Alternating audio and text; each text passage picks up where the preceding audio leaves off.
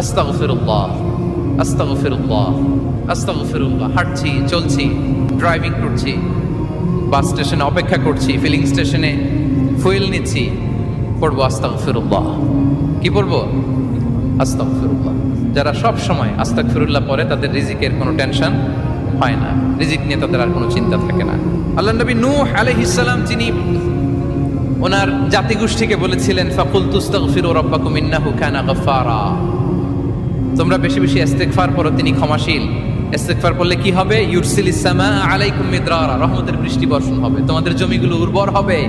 ওয়া ইউমদিদুকুম বিআমওয়ালি ওয়া বানিন, আল্লাহ তাআলা তোমাদেরকে সম্পদে বারাকা দিবেন, সন্তানে বারাকা দিবেন।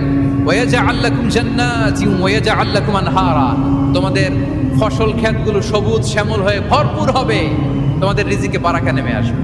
তাহলে আমরা যেন বেশি বেশি ইস্তেগফার করি। বিষ্ণু ঈসা ইসলাম বলেছেন, মান লাযামাল ইস্তিগফার জাআলাল্লাহু লাকুম মিন কুল্লি দীকিন মাখরাজা ওয়া মিন কুল্লি হাম্মিন ফারাজা ওয়া ইয়ারযুকহু মিন হাইসু লা ইয়াহতাসিব। যে সব সময় ইস্তেগফার করে তার কোনো টেনশন থাকে না, তার জীবনে দুশ্চিন্তা আসে না, আর এমন জায়গা থেকে আল্লাহ রিজিকের বন্দোবস্ত করে যেটা সে কল্পনাও করে না।